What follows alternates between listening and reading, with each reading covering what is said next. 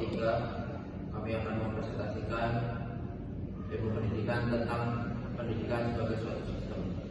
Perkenalkan, saya Bintang Rizky Pratama dengan yang akhir 128. Saya Ruslan Wijaya dengan yang akhir 182.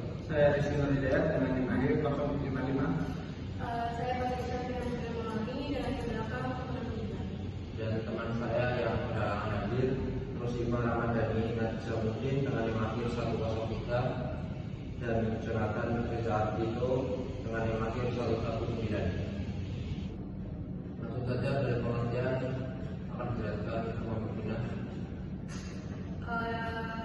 Yang pertama itu pengertian pendidikan sebagai suatu sistem. Pendidikan adalah usaha dan rencana untuk menciptakan suasana belajar agar peserta didik aktif mengembangkan potensi diri, mencakup spiritual, pengendalian diri, kepribadian, kecerdasan, dan akhlak mulia.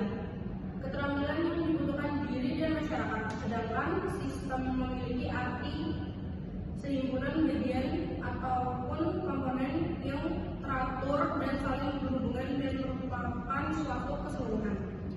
Jadi, pendidikan sebagai suatu sistem adalah konsep yang menggambarkan pendidikan sebagai proses terorganisir yang melibatkan komponen-komponen yang saling berkaitan, yang saling mendukung untuk mencapai tujuan pendidikan.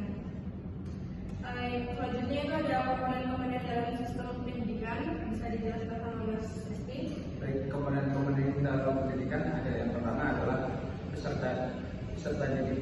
Peserta didik adalah anggota masyarakat yang sedang dalam proses pembelajaran yang mengembangkan potensinya. Peserta didik memiliki perbedaan individu baik dari segi kemampuan intelektual, latar belakang sosial, budaya maupun manual dan bakat.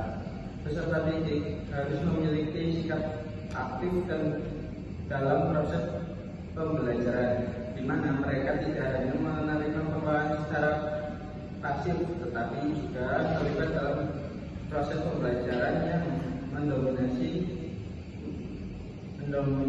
menstimulasi kreativitas dan rasa ingin tahu.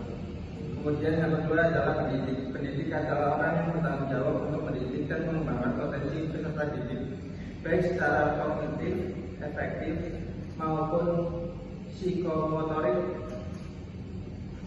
Peran peserta didik tidak hanya mengajarkan pengetahuan, tetapi juga membentuk karakter dan nilai-nilai moral peserta didik. Yang ketiga adalah materi pendidikan. Materi pendidikan adalah segala sesuatu yang diberikan kepada peserta didik untuk mencapai tujuan pendidikan.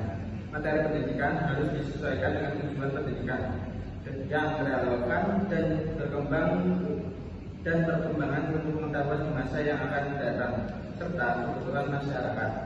Yang keempat adalah metode pendidikan. Metode pendidikan seperti cara atau teknik yang digunakan oleh peserta didik dalam pembelajaran agar peserta didik dapat mencapai tujuan pembelajaran tertentu.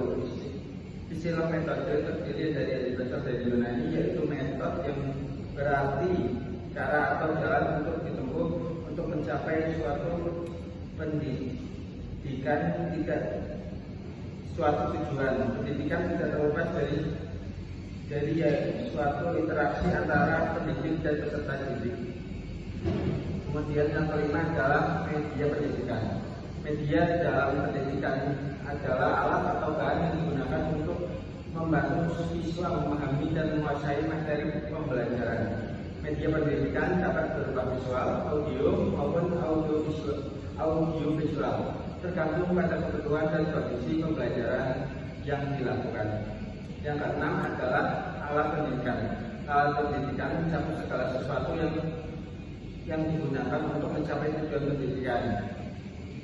Dapat berupa bentuk fisik, tindakan, atau situasi yang sengaja diciptakan untuk mendukung proses belajar mengajar. Alat pendidikan dapat dibagi menjadi dua, yaitu alat pendidikan fisik dan non-fisik.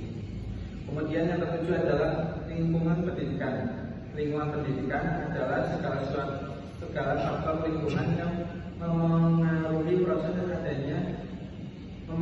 yang ada di luar diri anak dan alam semesta yang yang menjadi wadah atau wahana pendidikan.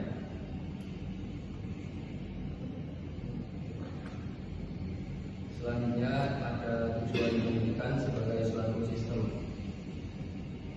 Tingkah laku manusia, baik sadar maupun tidak, selalu mengarah pada tujuan, termasuk dalam konteks pendidikan.